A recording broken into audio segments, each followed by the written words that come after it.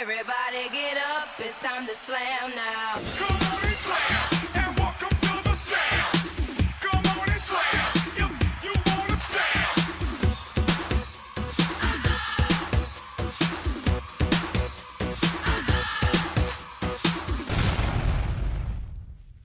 The president keeps taking off my clothes in public places.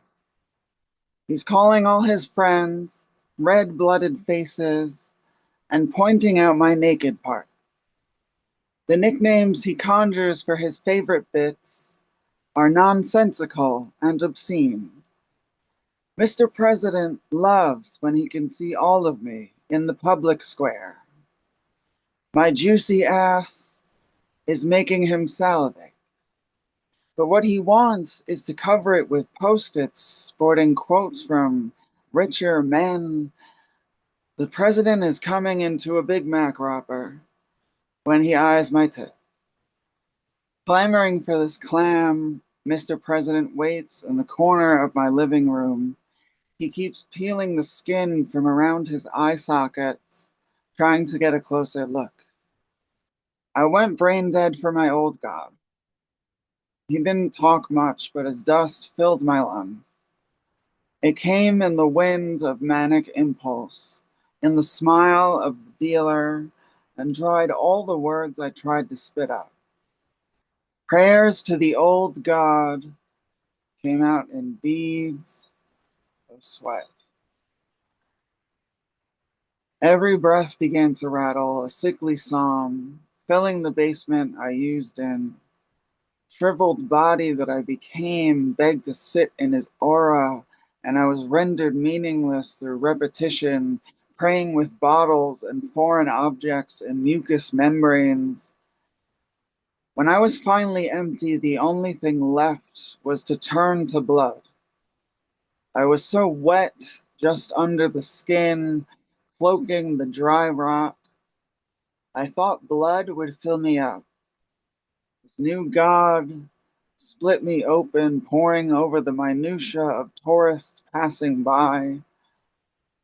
Bloody girls aren't worthy of an Instapic, but I was worthy of this new god.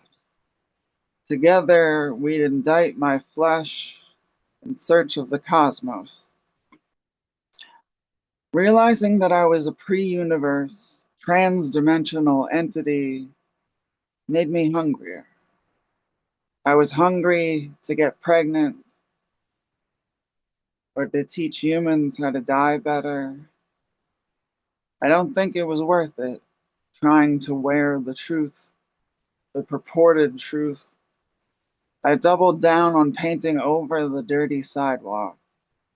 The bodega man was disinterested in my canvas. The passerby equally disinterested. Starting back again at life, I'm reading the same book, newly gilded in red. The pages aren't clear. Drunken suicide attempts are just misunderstood art projects. I was performing death so well, the doctors couldn't tell the difference. I left my blood painted on the sidewalk. The TJ Maxx found Calvin Klein dress was repatterned, hyper clashing with bodily fluids.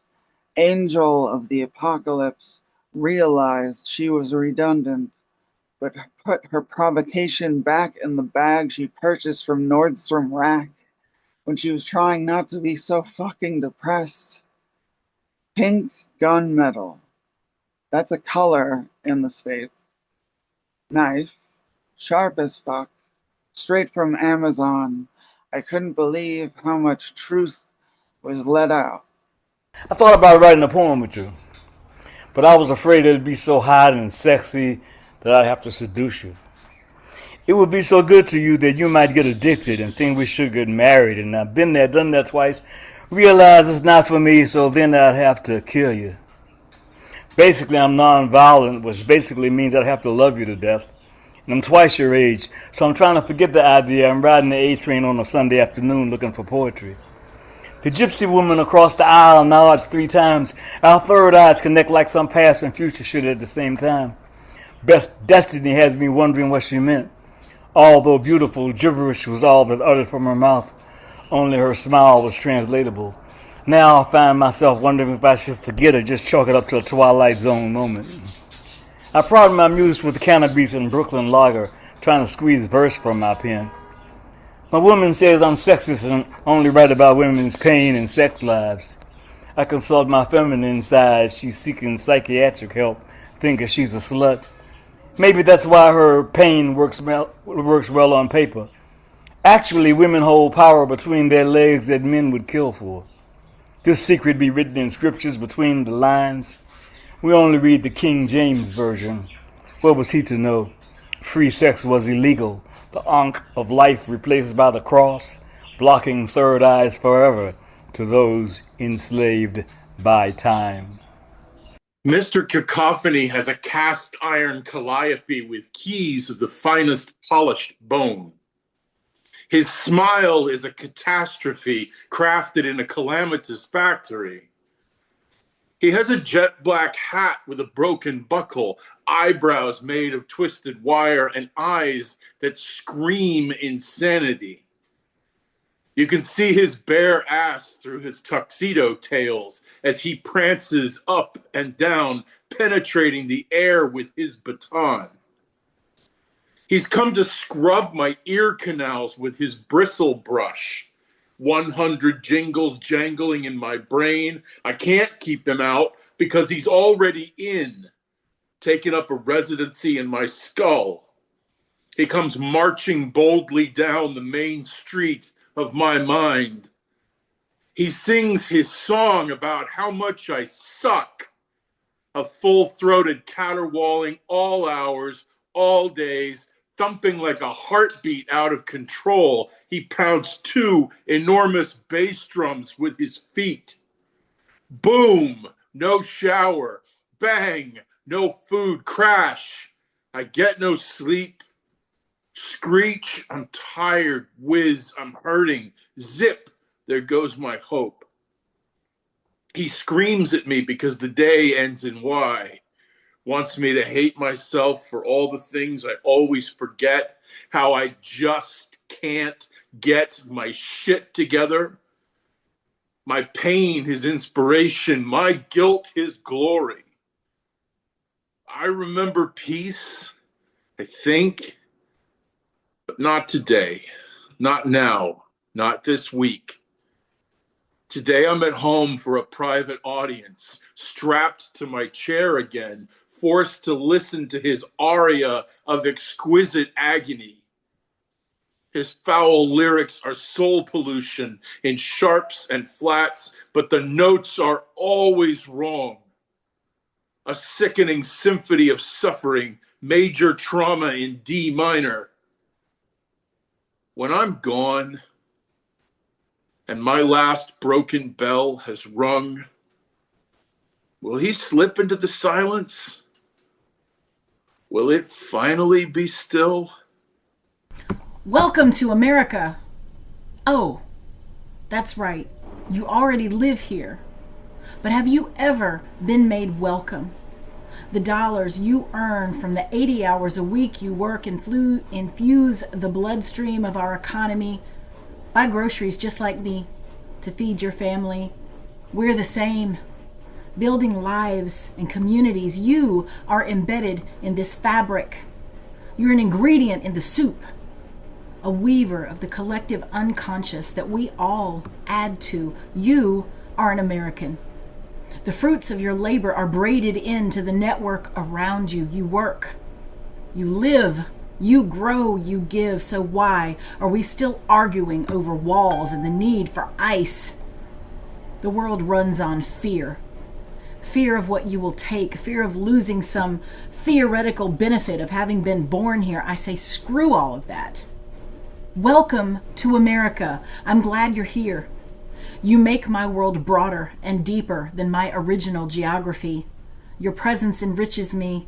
And to those who want to try to accountant the human spirit, the numbers don't matter. The details of the constructs, the frameworks, and the tax laws, and the fee structures of the gatekeepers waiting to stamp rejected on your need for a safe and prosperous life, they want to drive you back to your beginnings and throw you out. What matters is people and the love we extend. There is no shortage of resources, and there is room at the table for each of us to take up space and to hold space so that we all fit in.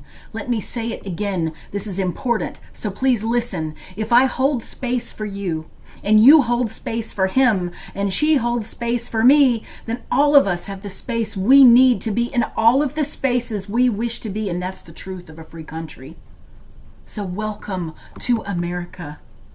Dig your fingers into this big, beautiful clay ball.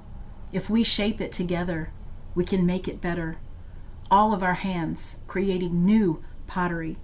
No longer red, white, and blue, but the crazy, mixed up colors of me, and you, and you, and you, and you, and you, and you, and you, and you, and you. It feels like it's time to get loud and mad and sue someone. Strongly ingrained in me to not seek conflict, wince from insults, agree with terminations of employment, accept, deflect, accept, deflect. Weak trees die from ash-boring beetles, from their roots not whispering quickly enough to one another to defy a foreign invader, to prevent the white nose. Frogs die from fungus, bats die from fungus. There are none of either left where I live, and there used to be so many lost, except I might have used to know how to fight back against my syndromes, but my lack of timing, fear of forced entry, no one is afraid of me. If my hands were cut at risk for pity, if I leapt over the gorge for a rock halo, braver girl knows how to hurt others. Better to sever the spine than to foster the sitting so upright. Forgetting of the whispering to the roots. Nearby me, gather round the ones who loved me. I am sick. I am sick. I whisper into their ears with mouse breath. Sisters lay down their swords. It will all end and be over soon. Decline, accept. Die, accept. I am quiet in the riverside brush. I will go to ground so silent, death accept. I like watching you try hard to make me happy. And then I like to make you watch me implode in slow motion. I want to mimic that horror in the same way. Deranged accept. It's all been turned inward. Berating myself 3 a.m. to 5 a.m. and all the estrogen and progesterone in the world can't hold me back from biting my attacker. Deflect, deflect. And the fear of being buried alive is so real. I have taken first steps and handed over the hammer and shovel. Suffocate, accept. I will sue no one. It's not in my nature. To fight back clearly isn't either. And so to my despot, Elisabeth Horan, you fucking selfish, damaged cunt, I apologize as you watch me succumb. Succumb. Good morning, sunshine. Golden rays holding the promise of new beginnings. I see you lighting the oil slick sky on fire and reflecting yourself upon the water below. And suddenly I am surrounded by your luminosity, and I find myself in awe of the way that you paint yourself across the canvas of my life, until I can only see in the color range you produce. There you are, my blushing pink into tomorrow, the most beautiful shade of yellow I have ever seen. And I see you, both sunshine and moonlight dripping from the same sky, both rain and rainbow that paints the inner corners of my mind. Good morning, sunrise. I turn my face toward you fully, and you warm my cheeks until they can warm my fingers, still cold from touching the darkness of pre-dawn. And here I am, talking to the moon, telling her of your arrival as she crawls slowly across the sky as though she is reluctant to leave once she hears you are coming. She says that she knows you well as she knows me, because we both turn to her when the night is long and lonely. She tells me that you come spilling over the horizon, casting the sky in liquid gold, beautiful in a way that makes every poet grab their pens and every painter wish that they could capture you fully. I believe this is what I love most. The way you offer yourself freely to the oceans, the mountains, to the cities and fields, the grieving and the grateful alike. You never ask who deserves warmth. You just give it.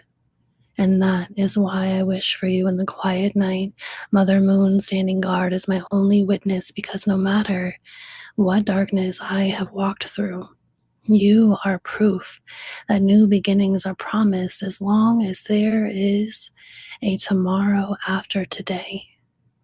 And when the sunrise crests over the horizon, I breathe you in deep, close my eyes, and smile.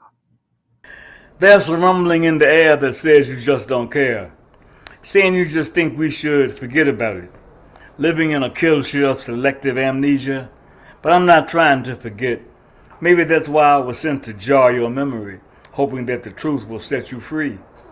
After all, we weren't slaves before they brought us here, planting seeds of fear, using the Bible, the lash, and the gun, erasing the memory of where we've come from. Flipping scripts so you won't know about Asa, Set, and Heru, the original trilogy. Distorting us with his story instead of truth. That's why I remind you of Sojourner, Nanny and Nzinga, Ned and Shaka Zulu, Fannie Lou and Tubman too. Now they're turning in their graves, because in this modern day society not much has changed. As we're fooled, chains removed from arms and legs were wrapped around your brain, in denial of the matrix. See, I remember civil rights. I remember when we stood up to fight. I remember Black Power and Black Panthers with shotguns on the courthouse steps. I remember Imamu Amiri Baraka and Simba Wachunga too. That's why I write these poems to you. I remember black fists held high. For each black man's eulogy, a pig would die. Violence is as America Kakan as apple pie. Quoting H. Rap Brown, a.k.a. Jamil Abdullah Alameen, now in Supermax. I remember Watts and Newark too.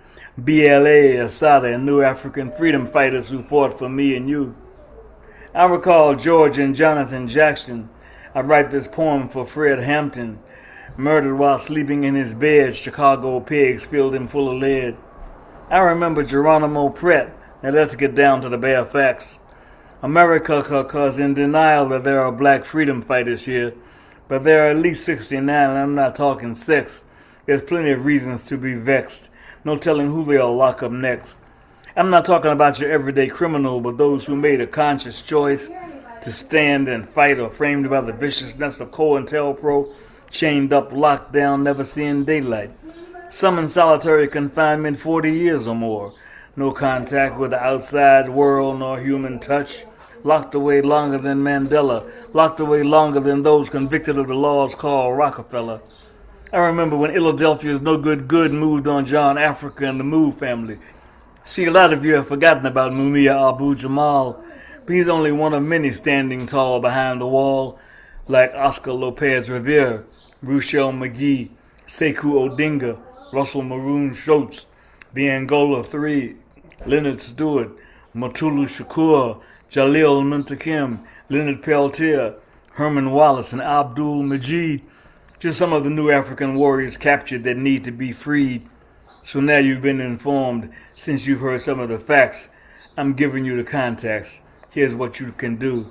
Contact the Jericho Movement, jerichony.org. What would you ask the dead? The ball cap turned to its side looks a little like how Jaw wears his caps. The cap itself is more what Jim wears, though I haven't seen that color on his head. Jim would never smoke a cigar. I haven't smoked in years. The valet is enjoying a cigarette in between helping old folks into wheelchairs. The parking spaces here are large enough for my car. I'm trying to remember what the doctor told me about the procedure that made my memory all fucked up. He told me why the whole thing went sideways, and he was actually apologetic, but I can't remember what he said. I haven't seen him since that day. That would have been a few weeks after the procedure that fucked up my memory. I don't know what year that was. Someone asked me what happened, and I couldn't tell them I forgot. A man yelling at a woman behind a desk. Another man loudly shaking his head, but not yelling at a woman behind a desk. A woman behind a desk looking like she does this every single fucking day. A nurse who never made eye contact but held my wrist. Maybe I never looked at her. A doctor who wanted my blood and had the nurse walk me to the lab. I think he was rightfully afraid that I wouldn't make it there on my own. I'm terrified of needles. A 76-year-old woman who got married last year and has trouble remembering her new name. I imagine sitting at a computer that can answer any question I ask it, and the cursor is blinking. And time is passing by, and the cursor is blinking, and I can't think of a question to ask. The cursor is blinking. He has so much potential if only he would apply himself. Doesn't read enough, doesn't study enough, goes outside instead of doing homework, spends time with life and trees and friends and endless bicycle rides. My father left when I was 17 and broke my heart. I loved him with everything I had to give. When I felt him pull away, I tried harder to show him that I was worth keeping. He sat in the corner in one dream and didn't say anything. He was just present. And I think that's the one that got me. That's when his presence really started to bother me. You'd remember if you wanted to. God damn. My grandfather sat next to me as we drove him to the bank. He wanted to tell me something so badly, but he didn't.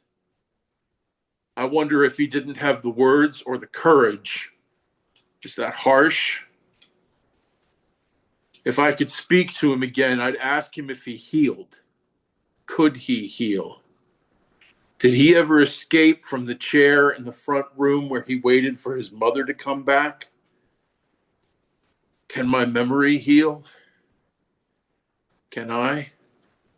When Kevin and Karen got married, they had their reception down at the country club. They needed to make a spectacle to make others wish. And Karen's mom made sure the guest list was whitewashed sufficient to get the extra 10% discount for keeping the hallowed halls free of guests whose pedigrees were not up to snuff. Karen pitched a hissy when the cake lady got pissy. You want a cake in one day when my brochure clearly states that I require at least 2 weeks or more? And Karen said, this is my day, and my social media will hear what I have to say about you. The rehearsal didn't go as planned. There was an uneven number between the bridesmaids and the groomsmen. Someone had the audacity to get sick. And in classic Karen fashion, she let everyone know she didn't appreciate the disrespect or lack of appreciation for concluding him when he was only a second cousin and he really didn't fit in. But she made it work, and now this jerk had the gall to wreck it all. In the end, she figured it out. She had Kevin's 90-year-old grandmother sit in the back so the processional wouldn't be tacky with a wheelchair rolling down the aisle. That would have dimmed her grin. And she wanted to show off the bleach job the dentist had given at a 50% discount because the receptionist had canceled Karen's appointment by accident. The night before the wedding, Kevin went out with his boys. They visited the strip club to check out all the toys. In a moment of uncertainty, Kevin confessed he wasn't sure he wanted to be married to Karen, but he didn't know who else he should woo.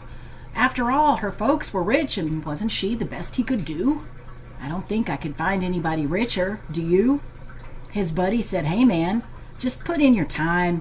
Get her preggo with a kid or two, then dip out to the golf course, and I have that condo in the Keys. We can take fishing trips whenever we please. Get a couple of chicks to spend on our dicks, and all weekend you'll be like, Karen who? So they walked down the aisle with plastered on smiles, said their vows. Karen was pissed. The bridesmaids all looked like cows. Those selfish bitches didn't lose the inches she demanded them to, and so thoughtfully sent them all diet plans too. In the limo to the party, the driver got an earful. He drove too fast, the champagne was too cold, her bleached teeth were too sensitive, and the dentist was on her shit list again. The DJ was too old and too fat, and of course she scolded him about that, but the DJ got one back. During the Cupid shuffle, she fell on her ass, snapped her heel, twisted her ankle, and broke a tooth. Now she's threatening the country club to sue. One of the catering staff was kind enough to ask if Karen needed an ice pack. Produce one on the spot without further asking, but Karen refused to let her do the wrapping. Everyone knows those people aren't clean, and she couldn't believe the club let that woman touch her guest food. To her credit, the caterer did not let Karen trigger her. She knew a stupid bitch when she saw one, and it was glaringly obvious that karma was coming at her with a giant steaming pile of number 2. So she got some popcorn and champagne and danced the night away to the two fat DJ's tunes. When Kevin and Karen left, she waved goodbye with the guests. Then she called her cousin, who happened to be the head chef on their honeymoon cruise. Sometimes their karma shows up when we tell it to. Hello, shattered baby. Lay down and come. I want to be free with you. I want to be something new for you. To be your new pet. I'm so fun. You drinking, me drinking fun. I want our party to be the kind they love. They covet our trends, our makeup, our thighs, our non-existent panty lines. We are goddess lovers. We are body snatchers. We are what love wishes it could be, calls us up and asks for advice on our asymmetrical nasal profile and pesky mustache whiskers. Bitch. Serves her right. Took yum yum from us all that 90s time.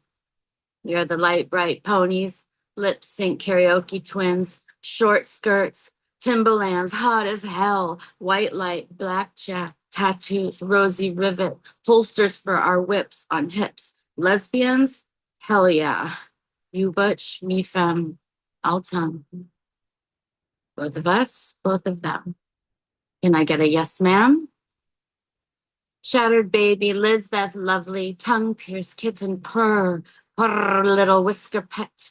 Come to mama one more time and stay here. Safety arms get paid in sex to protect you. Fun times, love times. Come and get me some of this yum yum time. I was born under a hot July moon, river water lapping at my skin until it soaked in. I was baptized in starfire before my reflection learned to paint my likeness. My heart has always lived outside of my physical body, sewn delicately into my sleeve like carry around moonshine, a steady stream over your palms until you're drunk on sipping from me. Water is the lifeblood of all living things, and I flow along with it. The ocean tide is the push and pull of my breath, like the moon lives within my chest, too small to hold the oceans, but big enough to love the world. I love in the way of an overgrown field of wildflowers, in bare feet kitchens and reminding you to eat, in little details like daisies painted on tiles, small enough to miss if you aren't looking close enough, in the warm embrace of a mother's love, in the fierce protectiveness that lives there too. I love in creation. and making homes out of people who come to me in ruins. I stand in the gardens of your honest arrival, holding handfuls of sky and dripping them onto the crown of your head until the affirmations leave you overfilled. I am nurturing by instinct, a candle in the window so you always know where home is, and I will hold your trembling hands while mine bleed between them. But people often forget that the oceans carry hurricanes to the shore and that the rain falls upon the mountains, sending rapids into the valley. I am gentle until I have to protect someone I love. Then I am tiger claw and thunder, the warning growl before the storm tears through the small town of your misplaced pride. That is the contradiction of me. I feel my emotions deeply. I empathize with yours as well. I care completely in every way.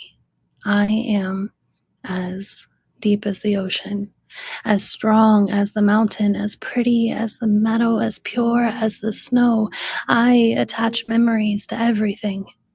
Songs, smells, poetry, a teacup half empty, left sitting upon the windowsill, casted in lazy Sunday afternoon sunshine, painting shadows upon the floor in shapes that remind me of all of the moments that make up all of the breaths that I have breathed and the spins that I have spun, rushing around the sun. And I could tell you the exact room where my heart was broken by the way the smell of rain drifted through the half-open window, and still I heal and I love again. Kindness does not mean weakness. Love is a strength to remain soft in a hard world. It is choosing to be warm in a world that is cold. It is carrying entire galaxies within my chest and still having room to carry hearts of those I love. And like the moon changes her face every night, my happiness cycles as well, because to hold enough love for the world can leave me the ghost of a lover, a little too haunted by yesterday to smile when the sunrise breaks over the horizon of tomorrow. And if you want to love me, understand this to your very core. You will never be unloved quietly. I will feed your soul like you are sacred, because to me, love, you are. And I will protect you like a wolf protecting fire. And if ever the day comes that you decide to betray me, well, even the tides know when it's time to pull away. Sadly, those with shallow eyes of judgment will never understand the emptiness in one's eyes. For one would need to peer deep, and unfortunately, we live in a world of surface dwellers where empathy seems to be a dying breed. I think one of the greatest tragedies that could ever happen to a human is to break down dead while still living, breathing, working, existing. And maybe the lights are on, but there is no longer anyone home. Just a vessel roaming on autopilot with a shattered mind behind a blank stare and a pocket full of ashes of what once was their heart. A soul silently yearning to be freed from the hell of this cold, cruel world, but too gone to release themselves back to the wild. Have I succumbed to the mind-numbing drums, unencumbered, unremembered, unrepentant, untender, unwilling to bend or break every ache, return to sender, hitched by the roadside, baptized by the breath of fresh-baked mothering, the nonsense of November? I'm over artificial, the extra inflated sense of being hated, the times I was always late and you always waited, the kind of stories madly illustrated by the perplexing echoes of old reckoning, home wreckering every unraveled pocket that ever held a precious thing. the air current ruffling, a flying bird's wing. Unbroken teeth sell the whiter side of destiny, a northern nocturne where ice dances with melting in mid-air. Now I pick up the pretending tempo, a crunchy cadence stacked, clacked awake. I envelope every arching towards and away. The long pull, the midnight sun, the kiss promising more of the mouth that made it, fading into soft sighs. I dream of taking a spear to hunt for the beasts of every last time, the doubt denting my dusky eyes, sideways shine, hooded I blink, cobra quick, succumbing to the sublime. She stands in the kitchen like morning has been waiting all night to be touched by her. Bare feet on tile, hair loose, sleep still clinging to the curve of her mouth, and the toast rises hot. Golden, obedient, ready, she doesn't rush, that's what makes it worse. First, the butter, soft yellow, waiting in its little dish like sunlight, trying to act all innocent, and she takes the knife and presses in. It's not hard, just enough to make it give, and the butter folds under her hand smooth, warm-bodied, already surrendering, and then she spreads it slow. One long stroke across the heat, and the butter melts on contact, slipping down into every crisp edge, every open pocket, every golden place the toast has been holding open like a secret, and the whole kitchen changes. The air gets richer, and the light gets heavier, and then she just opens the jar. Jelly. Red, gloss, thick with shine, and she dips the knife in like sweetness has been waiting its turn, and I'm jealous. It's sticky, ready to ruin what the butter softened, and the knife comes back loaded. And then she spreads that too, red over gold, sweet over salt, trouble over tenderness, and the jelly slides through the butter like it knows exactly where it belongs.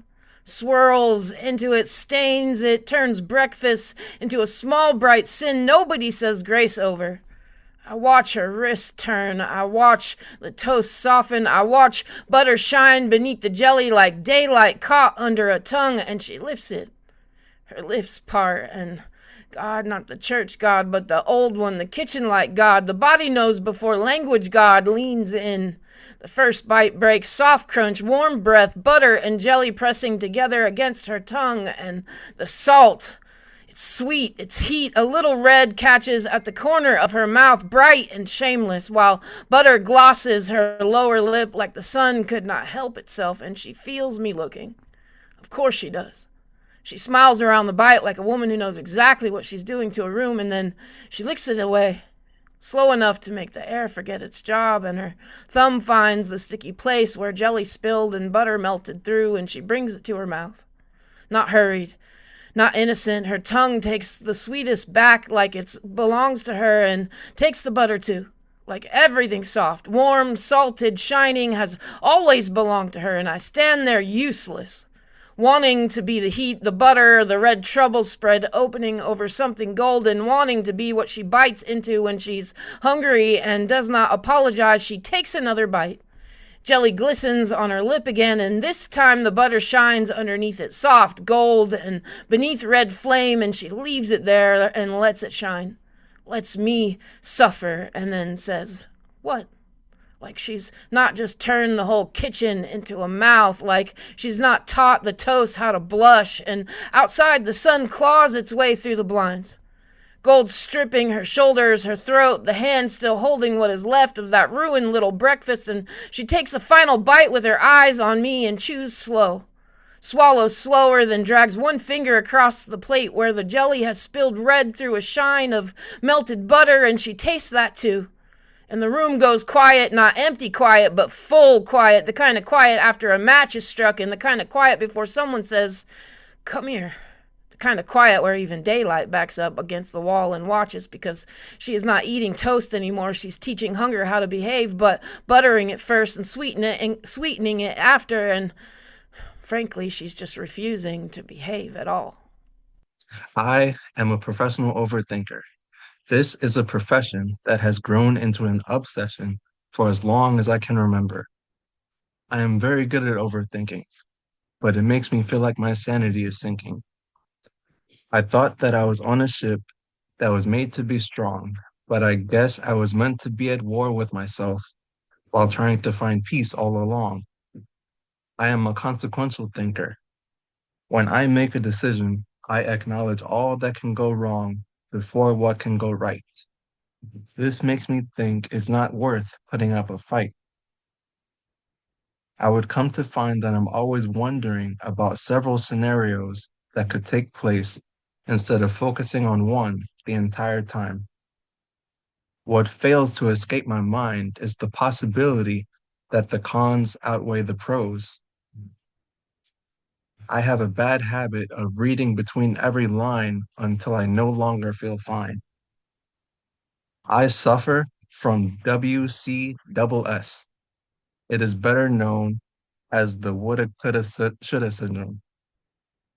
I have a tendency to hold on to my words that should have been said and not go through with every action that could have been done if I don't see a good outcome that would have helped me unwind in my mind.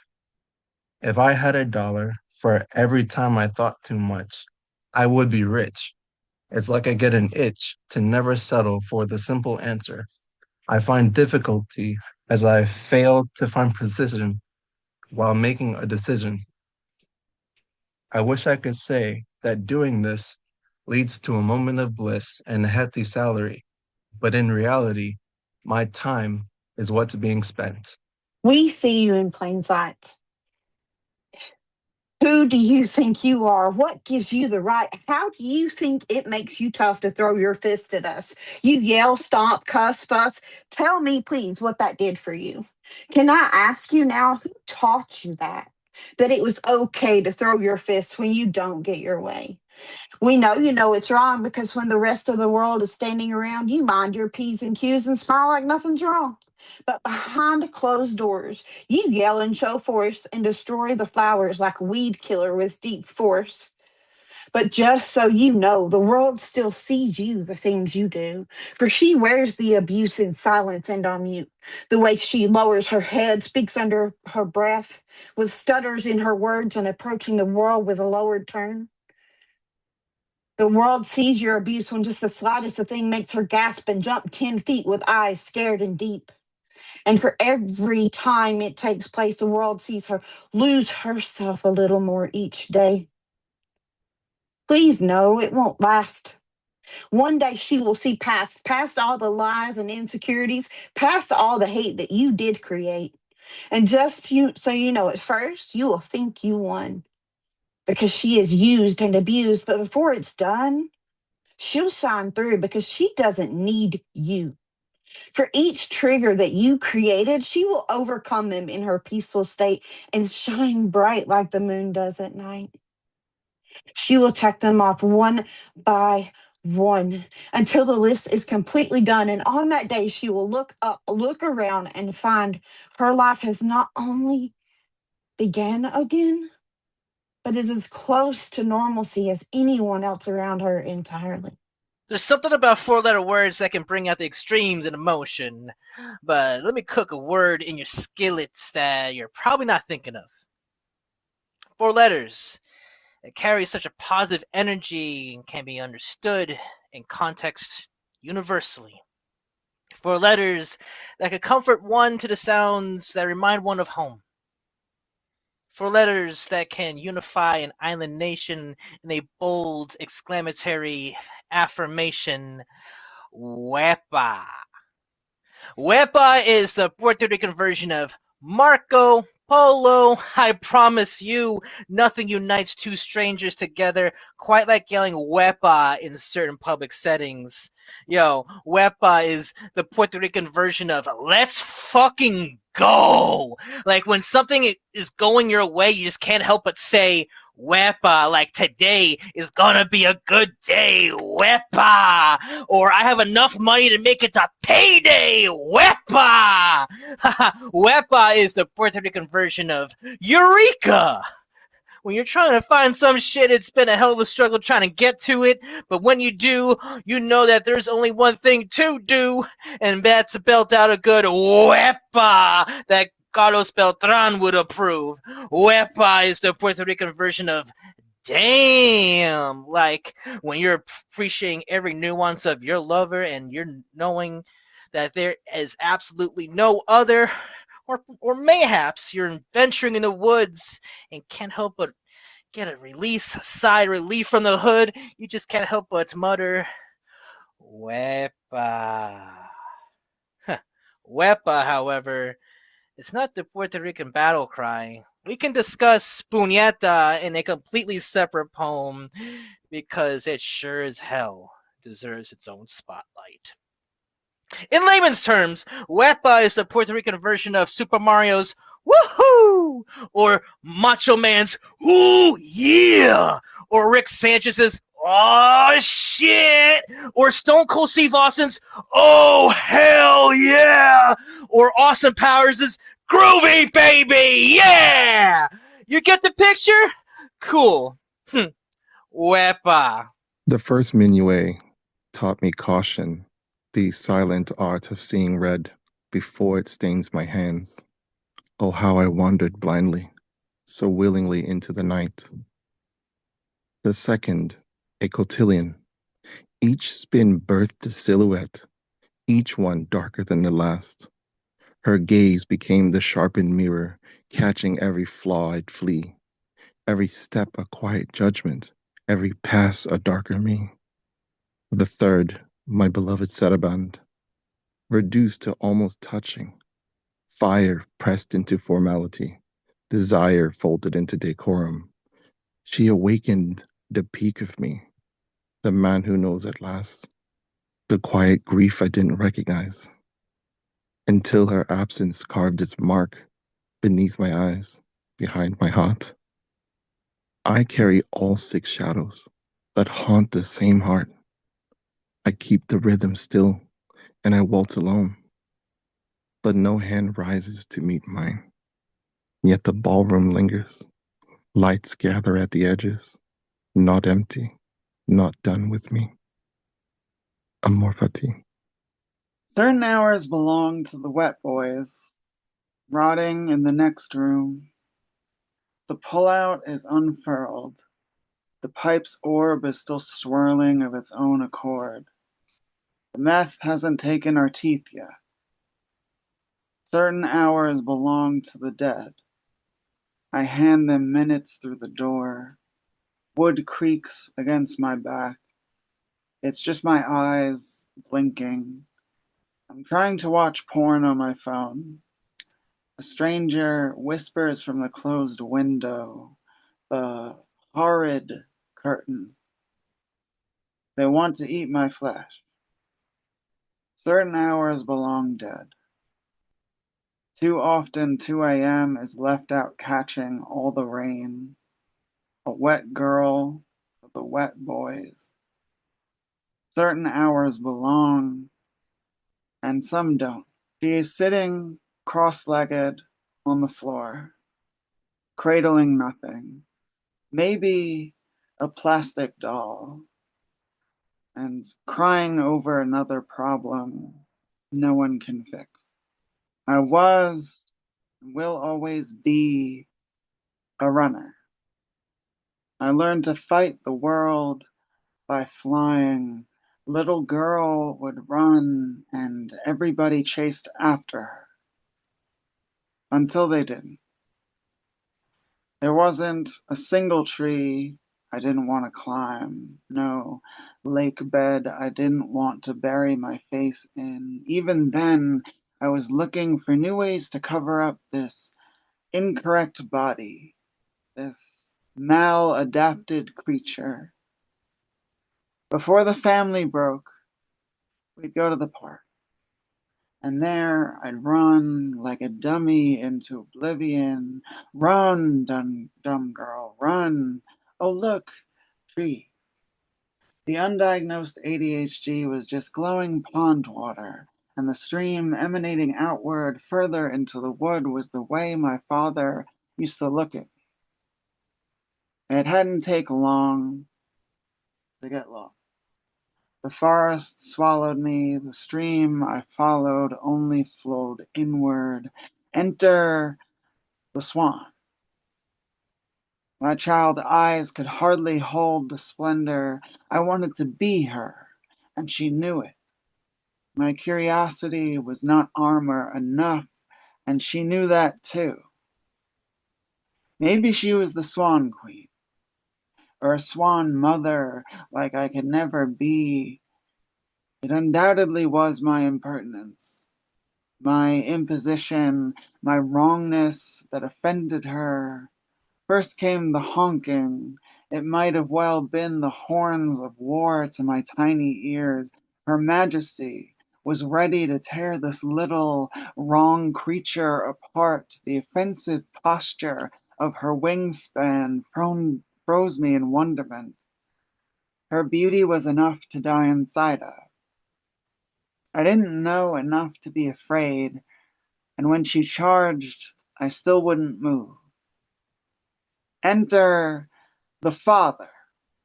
It's exactly the moment one might imagine in the ecstasy of dreams yet to be obliterated by reality. Enter the father. His running was always heavy on the knees like he was tenderizing the dirt. Enter the father.